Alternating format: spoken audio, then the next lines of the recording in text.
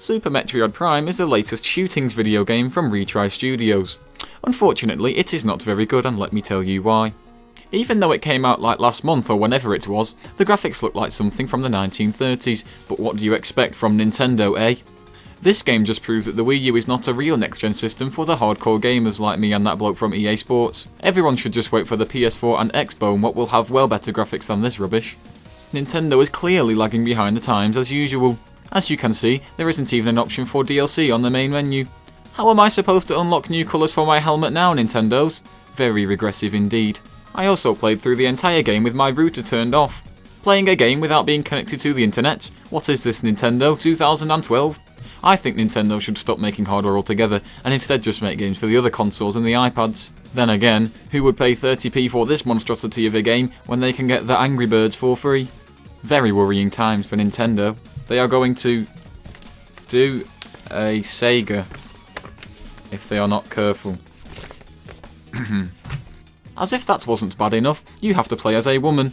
Everyone knows that women should not be in video games because only men play video games and women should just be in the kitchen anyway, am I right? It would be good if Metroid did not wear any clothes and you got to see all her Rudy parts, but Nintendo thought it would be a good idea to make her wear this big bloody metal suit that covers everything up.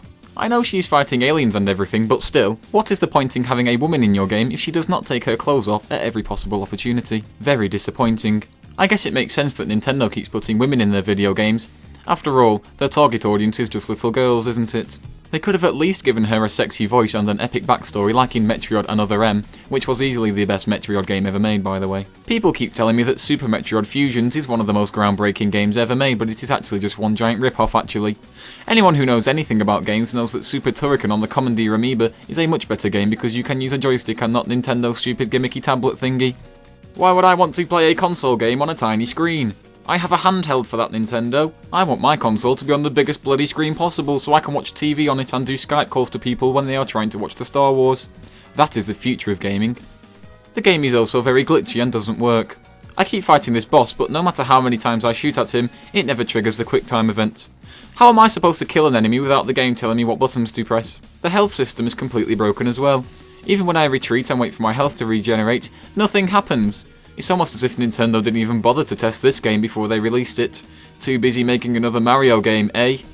The music is rubbish as well because it was not composed by Tent Lesnar or Hans Zimmer frame. I cannot believe it is 2013 and Nintendo is still using MIDI in its brand new console releases. Maybe the Wii U CPU cannot handle real music, and that is why they just got Rolf Harris to play all the songs on a stylophone.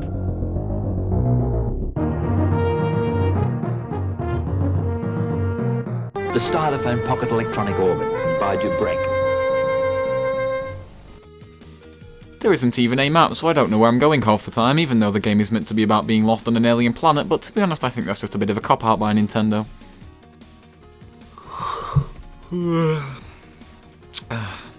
It also doesn't have co-op. Every game should have co-op because Journey had it and that was good, wasn't it? Overall, this is a terrible effort from Nintendo. 30p is quite frankly a rip-off for this joke of a game, and an insult to gamers everywhere. If the Wii U's big holiday titles are all as poor as this, then Nintendo are in big trouble. No wonder they're not even going to E3.